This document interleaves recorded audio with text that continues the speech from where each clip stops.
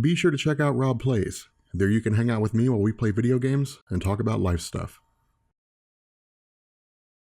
So what I want to do here is be a little bit dangerous and have a discussion on Superman 1 Million. The downside, or I guess the difficult part of this, is that Superman 1 Million only has about 5 or 6 appearances in the entirety of DC Comics. And so what we're going to have to do is both rely on a bit of existing information, as well as draw in a source that I found from Comic Vine, which actually goes as far as to analyze Superman 1 Million in the eyes of fans versus how he actually exists using information that was provided in the comics. So Superman 1 Million, who's oftentimes referred to as Superman Prime by existing DC fans, first appeared in the larger DC 1 Million storyline in 1998 and was created by Grant Morrison. To sidetrack for a second, during an interview with Sequart, an organization designed to promote comics as an art form and pop culture influence, Grant Morrison had stated that with the revamped JLA title seeing such a massive surge of popularity, owing to the team reforming with its original lineup for the first time in the post-crisis continuity, DC elected to allow Morrison to take the reins on the new JLA title's first line-wide crossover. Centering on a version of the Justice League from the 853rd century operating under the moniker of the Justice Legion Alpha, the team's lineup consisted of a veritable mishmash of characters who had been introduced sporadically during Morrison's time on the JLA title and included the future versions of Batman, Superman, Wonder Woman, and Aquaman. Depicting Justice Legion Alpha as one of a multitude of Universal Justice League teams with each patrolling their own solar systems after humanity entered a utopian age and colonized the universe, Justice Legion Alpha functioned as the top team and consisted of its most capable and brightest superheroes who imbued the very essence of what it meant to be a member of the Justice League. Traveling into the past to recruit the original Justice League as part of their celebration, the story revealed that the celebration itself was rooted in the fact that the present-day Superman had lived well into the future and existed in the 853rd century, but had moved his Fortress of Solitude from Earth to the center of the sun.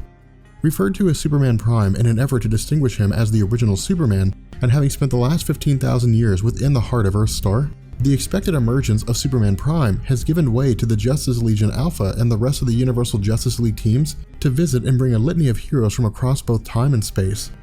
Written as an in-comic reference to the legacy of the Justice League and that the various actions of Batman and others have guaranteed their future successors who would carry on the mantle of humanity's protectors, where the story would go on to see 2 separate events unfolding in both the past and the present, Superman Prime remained almost entirely absent. Instead, the events emphasized the Justice League and Justice Legion Alpha working in unison to defeat both the past and present iterations of the immortal villain Vandal Savage, as well as the artificial star Solaris, who had looked to destroy Superman Prime prior to his emergence. While Morrison had injected a ton of new information into the DC landscape by introducing Solaris as a retconned villain of Superman, as well as establishing the Superman dynasty regarding those members of the Superman bloodline who took up the mantle after Prime's retirement, on the whole, the story was relatively easy to follow, and that the present-day Vandal Savage looked to detonate a nuclear bomb and send the world into chaos, while his future counterpart alongside Solaris infected humanity and its computers with a virus under the hopes that the distraction would not only lead to humanity's downfall through chaos and civil war, but would leave the landscape open for Superman Prime's destruction. However, where Morrison's writing would see both iterations of Vandal Savage defeated and Solaris destroyed by the now emerging Superman Prime, most of Superman's powers and feats went entirely unexplained as they've been presented by fans through various forums and websites. While common thought and existing fanfare has given way to the notion that Superman 1 Million possesses power on a scale hitherto unrivaled by any of Earth's heroes and most of DC's gods, in the weeks leading up to the launch of DC's Convergence, user Mystic Medev had posted an article to Comic Vine analyzing Superman 1 Million and the various facets of its perceived power. While you will find the article in the description for a more detailed analysis, the argument produced and supported by Mystic Medev established that most all of Superman 1 Million's powers, including reality manipulation and time manipulation, are essentially misnomers, with his actual feats falling between the cracks. Referencing the statements of Kyle Rayner, who had fought alongside both the Justice League and Justice Legion Alpha in the future, the first argument produced by Superman 1 Million fans was that he possessed the power to create Lois Lane on his own. However, in the comic itself, Kyle Rayner had stated that Lixum Littlepick, a version of Superman from the 5th dimension with the same powers as Mr. Mxyzptlk, had actually created Lois as part of his tribute to the legacy created by Superman Prime.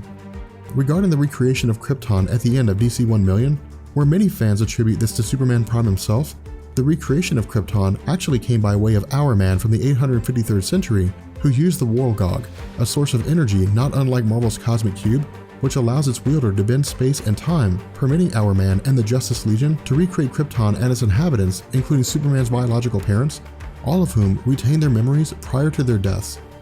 Finally, and as one of the most cited instances of his powers, most fans look to the argument that Superman 1,000,000 succeeded in entering the Source, which functions as the energy and power of God within the DC landscape. However, with Kyle Rayner simply stating that Superman 1,000,000 had stood before the gates of heaven, this statement, as is presented in both the comics and this Comic Vine article, argue that because DC actually contains heaven as a wholly different place with its own access gates, the idea of Superman traveling into heaven had been misinterpreted, with that misinterpretation being carried on throughout the comic community.